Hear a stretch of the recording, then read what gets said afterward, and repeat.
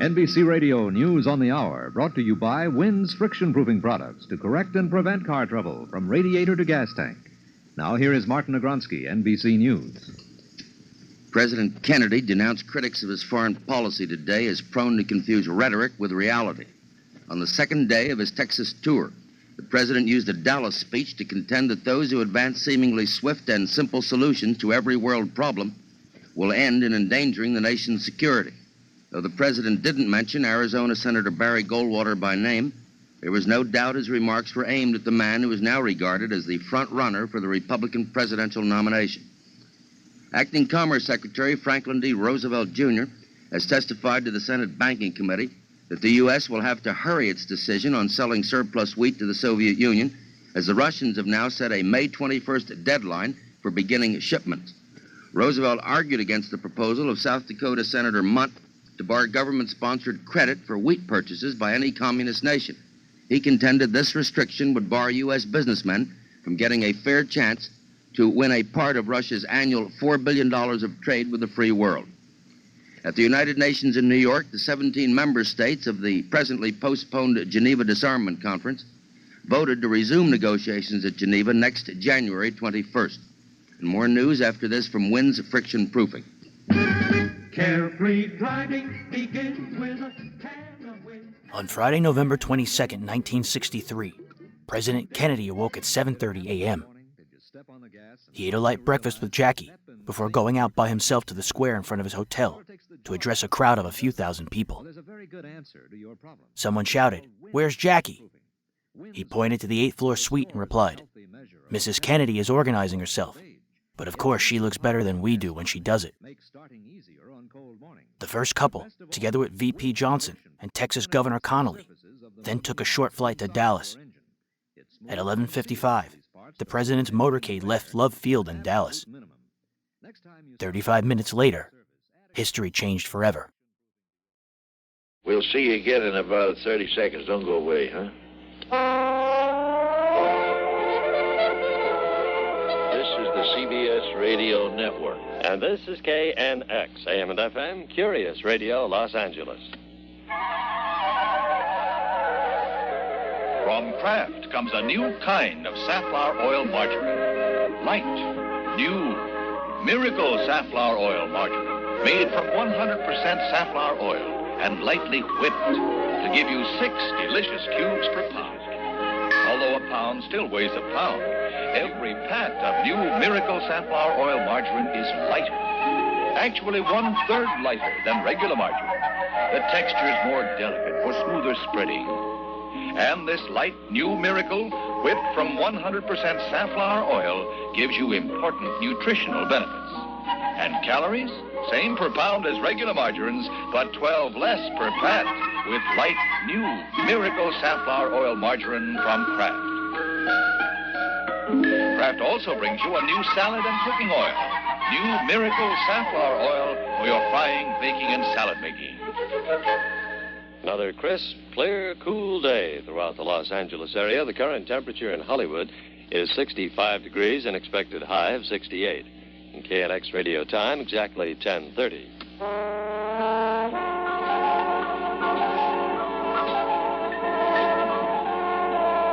Arthur Godfrey Time resumes. Johnny Parker in the orchestra, Richard Hayes and Carol Sloan in New York, and my distinguished guests here in the lovely Kenilworth Hotel in Miami Beach are the columnist Morris McLemore of the Miami News and Gabriel Heater, whom I don't have to introduce to anyone. And it's so good, especially to see Gabe looking so well. I wish you could see how well he looks. He is tanned, and I'd like to know why Morris McLemore isn't tanned, living in the same town. Well, I was out of town for 3 or 4 weeks. That'll do it. That'll do it. And then I had a little skin problem, so I didn't go out in the sun according to my doctor's orders. Oh, really? No. Oh, what a shame. And that seems to be clearing up now, so I'll be out. Believe me, every day. I love it. Great prospect for my cure there. Huh? There you are, a customer. Gee, the sun certainly has done you good, Gabe. You look like a child. Well, thank you very much, Arthur. I've been very lucky down here. feeling better than I did up north. I used to sneeze my head off up north. And laryngitis would come 3-4 times a year regularly. Yeah, it's terrible. But you know, and one thing we've got down here that's a little different. We have Hank Meyer here.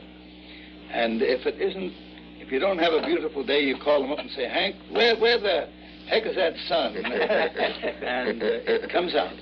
Well, you know, it comes out. Excuse me one second, Gabe, but being the kind of man this fella is, you know. Gabe. Yeah, and being an optimist by nature, or at least one filled with hope and good health. I don't know how he managed to stay away from Florida as long as he did. How many years ago did you come down? About 12 years ago. Yeah, right. He should have been here 30 years ago. Yes, I should have. He was telling me earlier that what brought him down here was the night that they had a big blizzard in New York. And he and his wife were watching the TV, and a red-headed guy named Godfrey opened his television show by walking out of the surf. That's right. Oh, yes. You remember that? He went way That out. was one of your first times here, wasn't it? Yeah, one of the first shows, yeah. Came in swimming as calm as a porpoise. I mean, he was having a good time. There we were all huddled up with the oil burner going full blast. I said to my wife, why don't we go down to Florida? She said, what are you going to do in Florida? I said, I'm going to work. You mean just as you do here? I said, of course. And now I've got my whole family down here. And I think my wife would rather divorce me than go back north. You know, I have had some dealings in this business with a relative of yours, a very fine young man who conducts a production business on the coast. Oh, my nephew. Your nephew. Yes. Very fine, handsome young fellow. Yes, Gabriel Heater. Yeah. I got one product I got to tell you about quickly, which is glass wax for cleaning your windows. This is the same product that I had the honor and privilege of introducing to you 16 years ago on this show. It is now improved. They have a formula now which not only dissolves the dirt, even the greasiest dirt, but also absorbs it, so that when you wipe it off with a soft cloth, the window is sparkling clean and polished. You're silly if you do your windows in the old-fashioned way. This is so easy. Get glass wax, apply it properly, which is thinly and sparingly with a damp sponge, and wipe it off with a dry cloth. And I'm going to call on the vocalists in New York, if I may now, gentlemen, for a moment. Got a lovely little gal up there named Carol Sloan, who has a tune called Hallelujah, I Love 'Em So.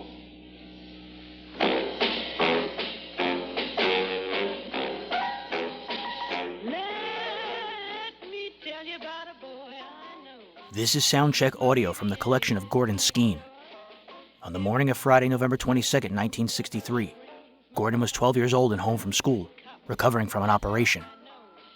Out of boredom, he switched on his parents' tape recorder and tuned to KNX, CBS's affiliate in Los Angeles. On the air was Arthur Godfrey Time, talking from Miami with journalist Morris McLemore and commentator Gabriel Heater. Longtime CBS journalist and host Andy Rooney remembered Godfrey's influence. Godfrey has talked more words to more people than any person who ever lived, because he was on for an hour and a half, simulcast, a phrase we used to use, meaning both radio and television at the same time, for an hour and a half, 5 days a week. He was on an hour Wednesday night, Arthur Godfrey and his Friends, which was always one of the top-rated shows, either 1, 2, or 3. And then Talent Scouts was often number 1. That was half an hour Monday night. And then there was a Best of Arthur Godfrey, which was just a collection of stuff edited out of the week on half an hour on Saturdays. And nobody could have done it who didn't take it as easily as he did. He invented a whole style of radio, and people don't realize how important he was. And some of the people who are still popular owe their style to Godfrey. He invented Jack Parr, who's gone. He invented probably Dave Garroway. He invented Johnny Carson, in a sense. In the late 1930s, a redhead from New York with a slight southern drawl named Arthur Godfrey was making a name for himself, hosting an all-night CBS show in Washington, D.C. on WJSV. He spent the overnight airtime playing records and chatting. Audiences were drawn to Godfrey's informal approach. In August of 1941, CBS picked up the MC for a national broadcast. The next October 4th, he began announcing for Fred Allen's Texaco Star Theater. Unfortunately, Allen and Godfrey didn't mix well on air, so Allen dropped him after 6 weeks. Godfrey continued to appear on CBS special broadcasts. His star catapulted when he was a tearful reporter at FDR's funeral in April of 1945. CBS gave him a new morning show. Arthur Godfrey Time debuted less than 2 weeks later on April 30th. Catch her. She is a delightful evening's entertainment. Unfortunately, Godfrey's popularity nosedived on October 19, 1953. After years of working both himself and his supporting cast to the bone, he began to treat them like children. Godfrey had a falling out with singer Julius LaRosa, firing him live on the air. Many felt Godfrey was jealous of his popularity. Once the show signed off for the day, Godfrey fired his band leader Archie Blyer. When Ed Sullivan invited LaRosa on his Toast of the Town TV show, Godfrey called Sullivan a dope. The reporters covering the story were a bunch of jerks. Rather than back off, Godfrey fired the rest of his cast and continued broadcasting. But the press, the public, and Godfrey himself never forgot or forgave what happened. His problems continued. He lost his pilot license after buzzing an airport tower. One by one, his shows folded. Then he got lung cancer, and later, pronouncing himself cured, devoted much of his time to the fight against the disease. He professed to be writing a book that would tell the whole story of his incredible life, and claimed to be working on a new deal for a TV show. In the end, CBS and William Paley, who never liked Godfrey but liked his ratings, refused to put him on TV. Godfrey continued his network radio show until 1972, when he finally quit. In his 70s, he still talked occasionally of coming back, but he died on March 16, 1983 in New York City. Of course, you can always buy something, but you want a vacation. I recommend this Port St. Lucie Country Club. You can play on 2 beautiful 18-hole golf courses, enjoy the facilities of one of the most beautiful dining facilities I've ever seen, a clubhouse, just gorgeous, swimming pool, kids' playgrounds, and a marina, which is really a marina. In fact, you sit in the dining room and you look out the picture windows on one side and you're overlooking this gorgeous golf course, and on the other side is the swimming pool and the marina. So they're catered to 2 kinds at once.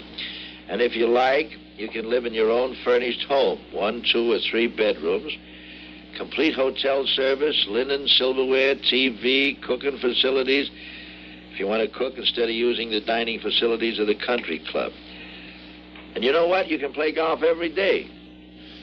There are very few days in the year in Florida, southern Florida, when you can't play golf. And those days would be the very few in the rainy season when it really rains hard, right? Right. Most of the time you can play. Usually you'll find a few nuts doing it on those days, too. Really? Yeah. Some beleaguered Yankee who finally got down and, and desperate to play a little bit. That's the time when I really feel sorry for somebody. He's saved his money and his opportunity and comes down and hits one of those dang rainy weekends, which we get once in a while, of course. Otherwise the place would burn up. That's right. But I just hope that's the best thing I could wish for you, that the weekend you come to Florida, it doesn't happen.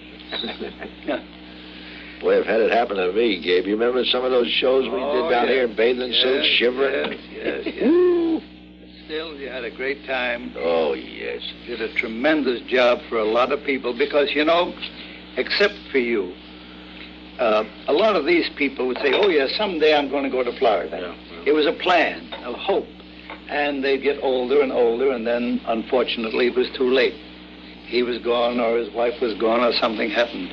The idea of being able to get people to do something now when they can use it is, to me, one of the great things, great accomplishments, if you can do it.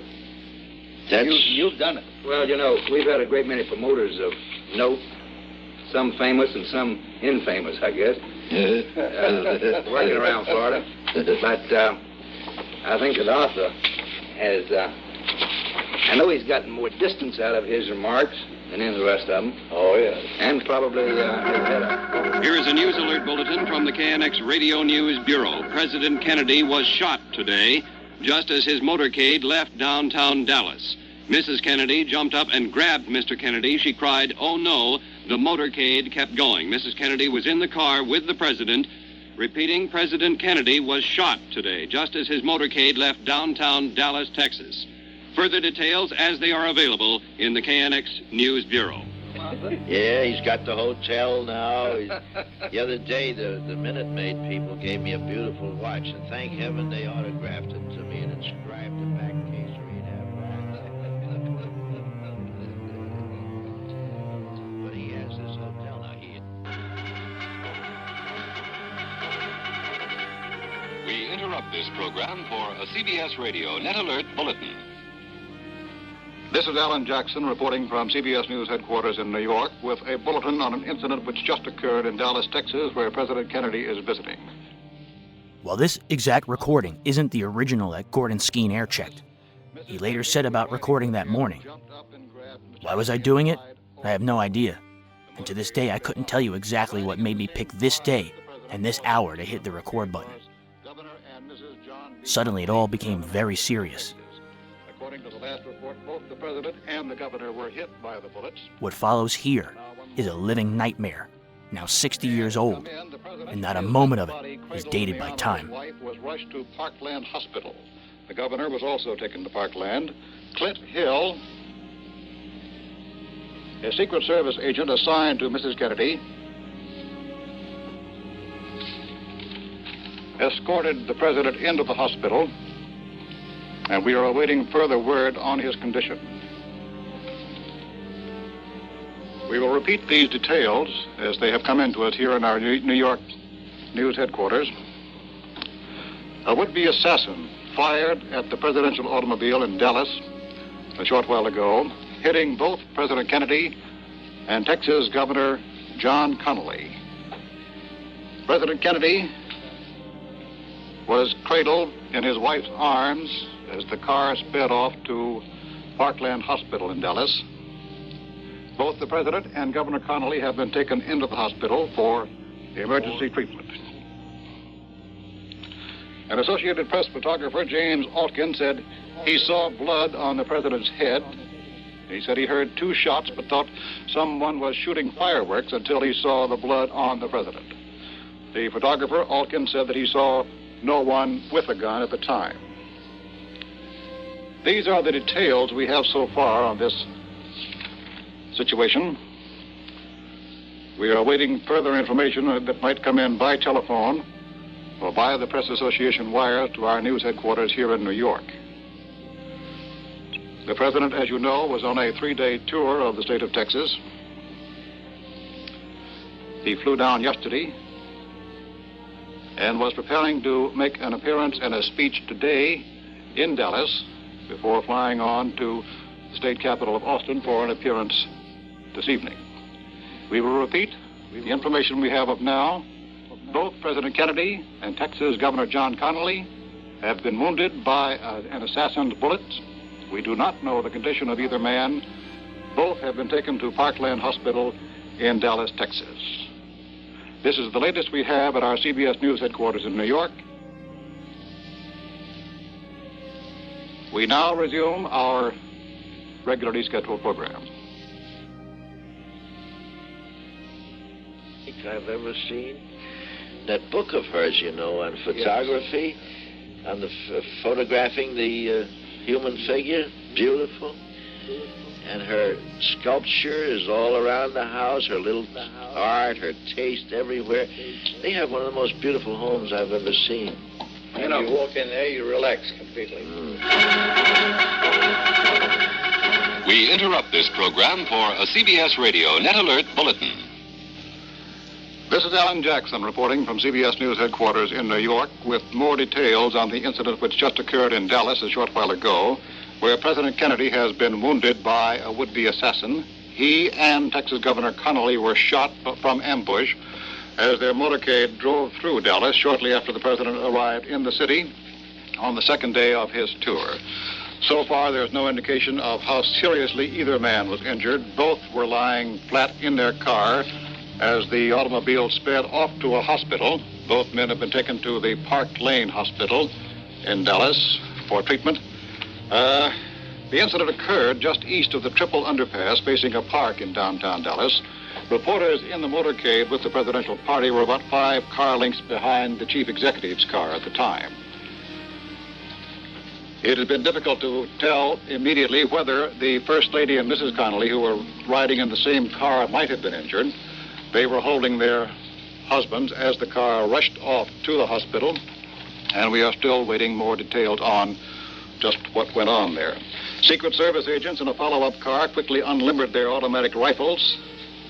They drew their pistols, but the damage had been done. One of our correspondents on the scene is now in contact with us, so let's switch now to news correspondent Dan Rather in Dallas. Dallas police have just confirmed that Texas Governor John Connaly also was shot at the same time as President Kennedy, as the two men rode in the same car in a motorcade from downtown Dallas toward the Dallas Trade Mart, where President Kennedy was to have made a speech. Pandemonium broke out at the scene of the shooting as 3 shots emerged from somewhere in the crowd. The crowd along the route of the motorcade was 4 and 5 lines deep. At the time of the shooting, the motorcade was passing at least 3 buildings, more than 3 stories.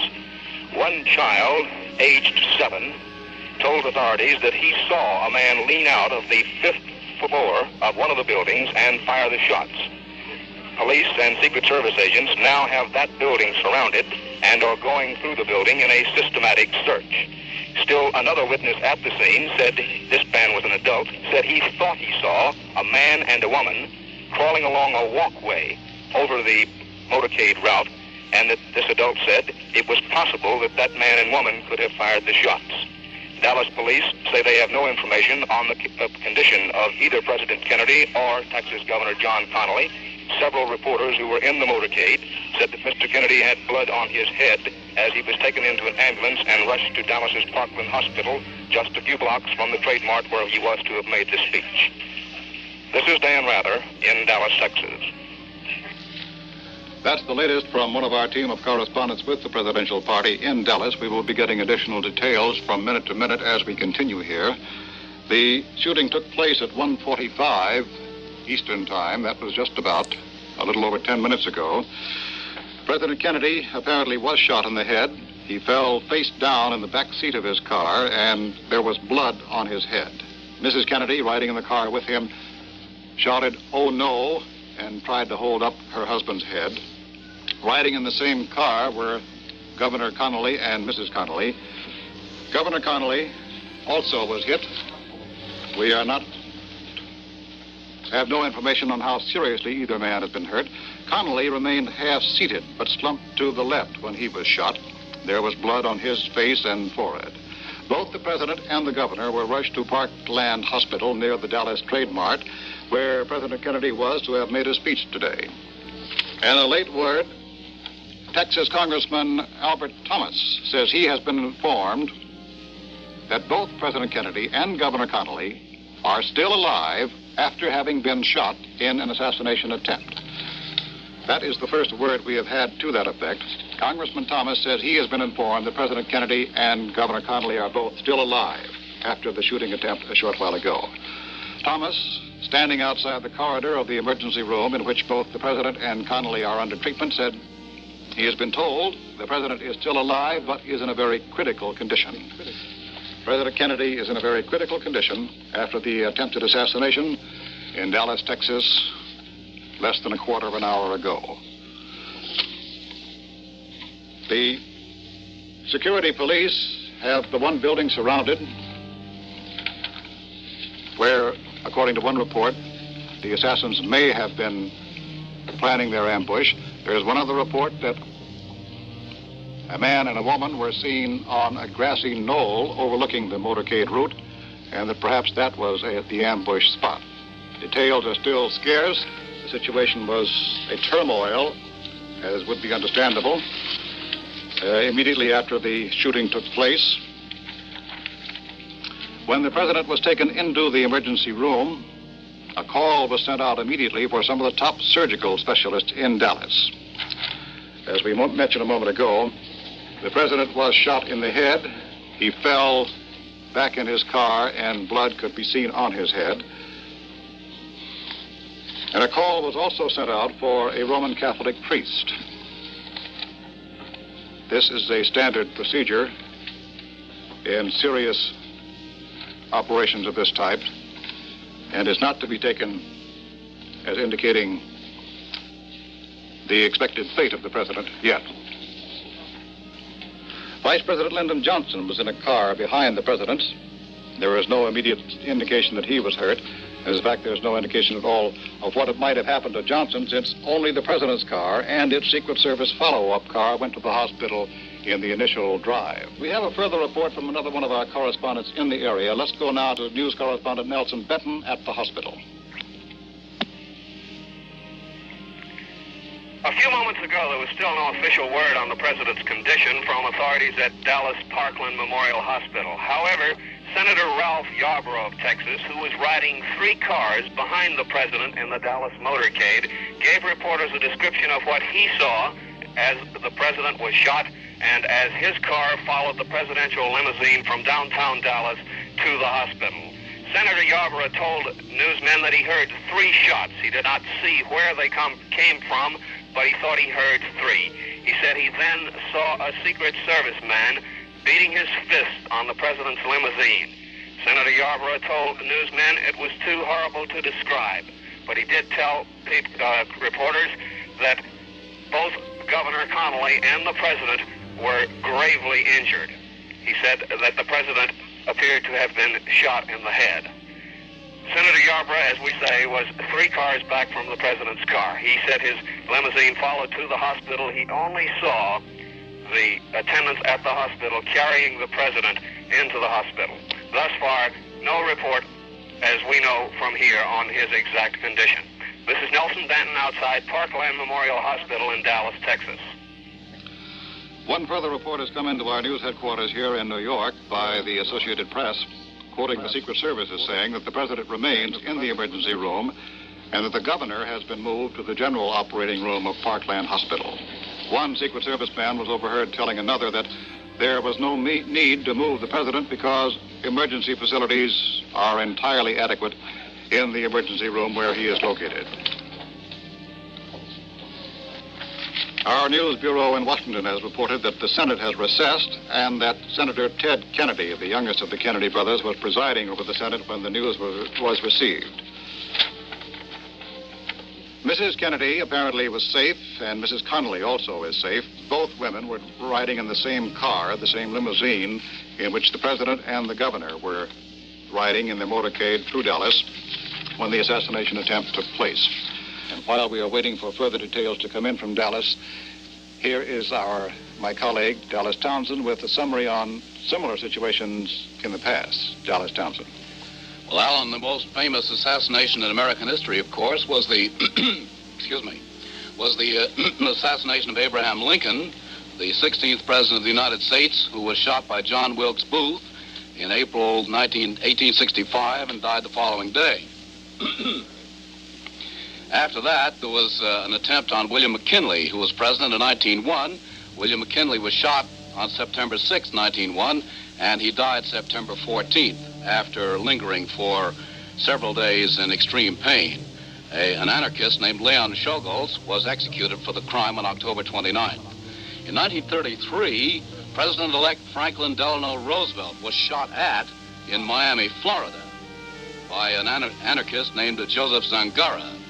The anarchist missed the president-elect, but fatally wounded Mayor Anton Cermak of Chicago. Mayor Cermak died March 6th. Zangara was electrocuted on March 20th, 1933, just about the time that Roosevelt was inaugurated president. When President Truman was in the White House, actually he was in Blair House at the time, there was an attempt on his life by Puerto Rican super-nationalists who attacked Blair House in the early afternoon, fired at the Secret Service, and actually shot and killed one of the Secret Service guards. The president was on the 3rd floor of Blair House at the time. As I recall, he came to the window. One of the Secret Service guards looked up, saw him, and said, "Get back, Mr. President," and he got back. The president was not injured in that incident. Since that time, there have been no known attacks on the president until the one today in Dallas, Texas, against President Kennedy and Governor John Connaly. And as Alan Jackson has been telling you, they are critically injured, but are still alive at the moment, both of them in hospital. Let's hear now more from the scene as we switch again to Dallas and CBS News correspondent Robert Pierpoint.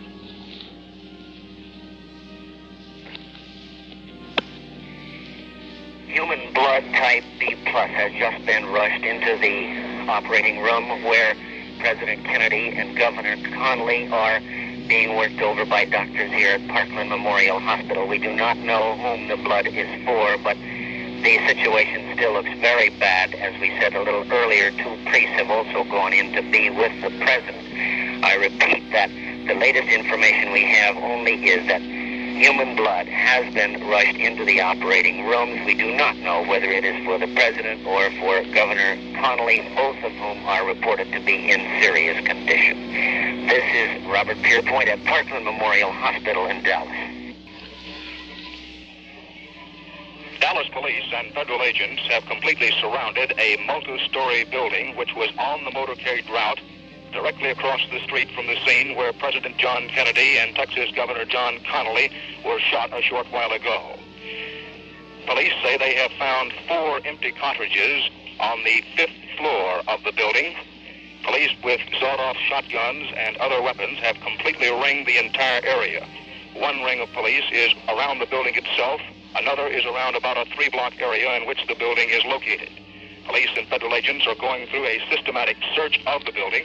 Police emphasize that they have no definite information as yet as to whether the empty cartridges found in the building were those fired from the gun which hit President Kennedy and Governor Connaly. But police are working on the theory that the would-be assassin fired his shots from that 5-story building which was on the motorcade route directly across the street from where President Kennedy and Governor Connaly were shot. Latest word from Dallas's Parkland Hospital is that the condition of President Kennedy is being withheld at the moment. There are conflicting reports as to whether the injuries are serious or not serious. 2 Roman Catholic priests have been admitted to the president's room. No word yet on the condition of Texas Governor John Connaly. This is Dan Rather in Dallas, Texas. Here in New York, the New York Stock Exchanges have closed early for the day because of the shooting of President Kennedy. In Washington, the Senate recessed pending developments as word reached the Capitol there that the president had been shot in Dallas. The House was not in session at the time. Senator Mansfield, the Democratic leader, made the motion to recess at 4 minutes before 2 Eastern Time. Senator Wayne Morris of Oregon said just before the recess, if there ever was an hour when all Americans should pray, this is the hour. Let's go back to Dallas. Here's another report by correspondent Dan Rather.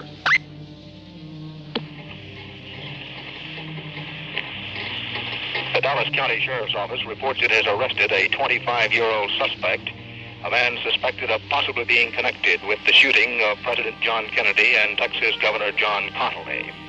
Also from the scene of the area where the president and Texas governor were shot shortly after noon, Central Standard Time today, the police continue their search around a 5-story building in which 4 empty cartridges were found on the 5th floor.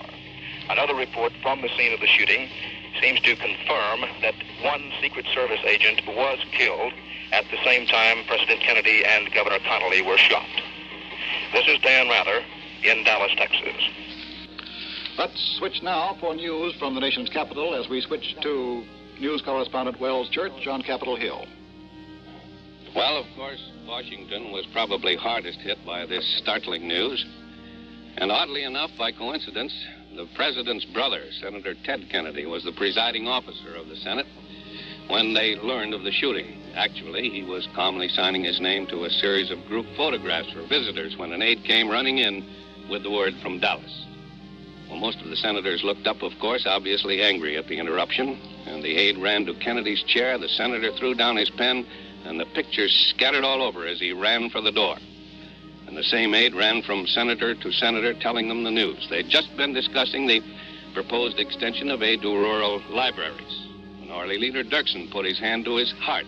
Senator Wayne Morse of Oregon, who had been leading the discussion, well, he walked a few steps and he stopped and he turned, and then he ran straight for a side door. Others in the chamber at the time included Senator Mansfield, and Senator Symington of Missouri, and Senator Randolph of West Virginia, all gathered at Dirksen's desk for a moment, and then they all fled the chamber.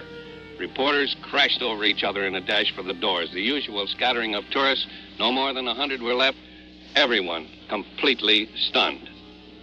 At the moment, the Senate when I came in, the Senate was in recess on the call of the chair, but Roger Mudd, CBS News correspondent on Capitol Hill, has some later news than that. Roger?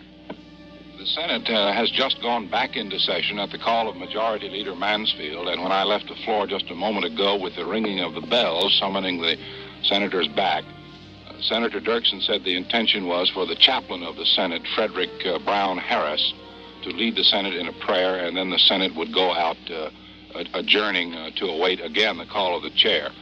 After Senator Teddy Kennedy quickly left the presiding officer's chair, his place was taken by Senator Spessard Holland of Florida. The Senate at that moment was in the midst of a quorum call. The quorum call was suspended. Senator Mansfield got unanimous consent on two pending pieces of legislation, and then the House went into recess. Very quickly, senators came flocking in from the cloakrooms, from their offices, from the restaurant down below. And in the back of the Senate chamber, along the corridor that backs the chamber, are two wire service machines, and that very quickly became the center of activity. As I went through, I noticed that one, Senators Inoue of Hawaii, Symington of Missouri, and Gore of Tennessee. Over at the other wire machine was Harry Byrd, Bob Bartlett from Alaska, Stephen Young of Ohio, Herman Talmadge of Georgia, Dick Russell of Georgia, Ken Keating of New York, and Dick Russell was reading aloud to the assembled senators the news that kept coming in paragraph by paragraph from Dallas. The Senate official who brought the first word in to Teddy Kennedy was Richard Riddell, who serves as a press liaison official for the Senate and summons senators for reporters as they come in.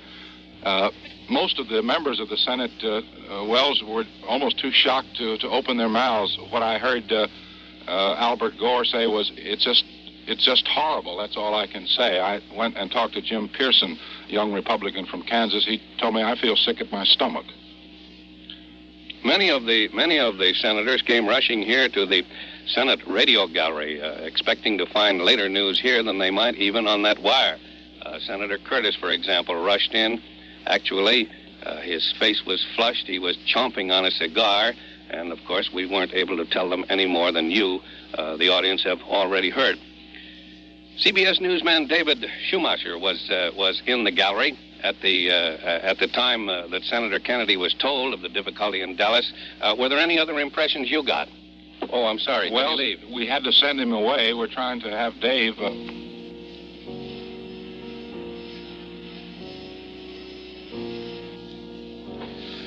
Ladies and gentlemen,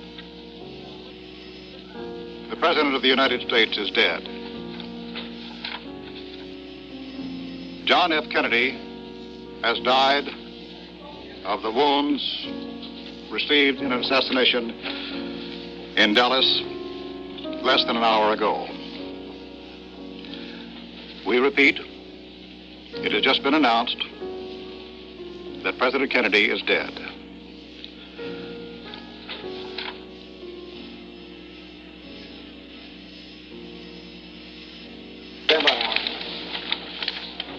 John Fitzgerald Kennedy, the 35th President of the United States, is dead at the age of 46, shot by an assassin as he drove through the streets of Dallas, Texas, less than an hour ago. Repeating this, the President is dead killed in Dallas, Texas by a gunshot wound.